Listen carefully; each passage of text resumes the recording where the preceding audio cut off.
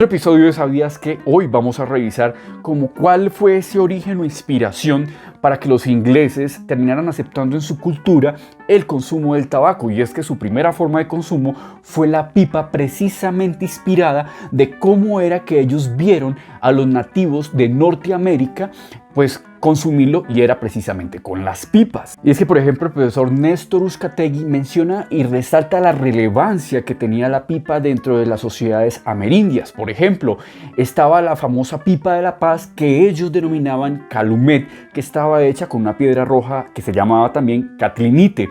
También tenían pipas, por ejemplo, para la guerra, para sellar promesas, incluso pipas para invocar la lluvia. Por ejemplo, con respecto a lo que era la pipa de la guerra, el profesor Ian Gattelli habla sobre la tribu Ojama, que es donde es actualmente Oklahoma. Ellos estaban asentados ahí.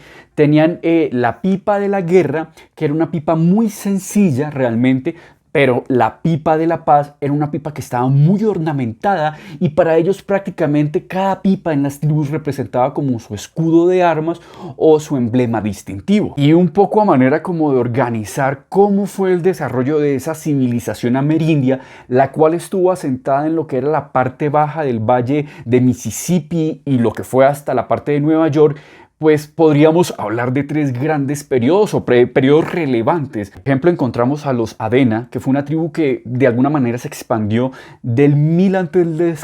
hasta el 200 a.C. Ellos se caracterizaban por ser unos espléndidos artesanos cuyas pipas eran tan valiosas que incluso eran enterradas con sus propios dueños. Y la particularidad de esas pipas eran grandes, pesadas, y sobre todo eran usadas de manera colectiva, para ritos colectivos. En segundo lugar, nos encontramos con los Hopewell, que van desde el 200 a.C.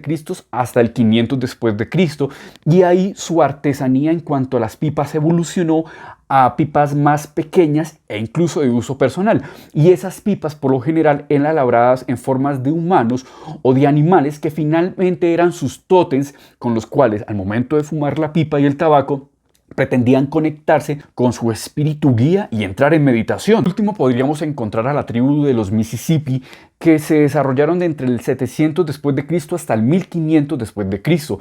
Ahí la particularidad es que sus pipas eran grandes y seguían siendo de uso personal, y sobre todo su diseño ya no era de animales, sino únicamente de humanos, con formas humanas, porque era la forma con la cual ellos buscaban conectarse con sus antepasados, y sobre todo como por recordar y de alguna manera buscar la forma de recuperar la gloria de épocas pasadas. Y finalmente ya lo que queda es ver que ese legado y esa inspiración en el consumo del tabaco de pipa proveniente de los amerindios se continuó desarrollando y expandiendo en Inglaterra y en toda Europa, pero eso ya lo revisaremos en un próximo episodio de ¿Sabías qué?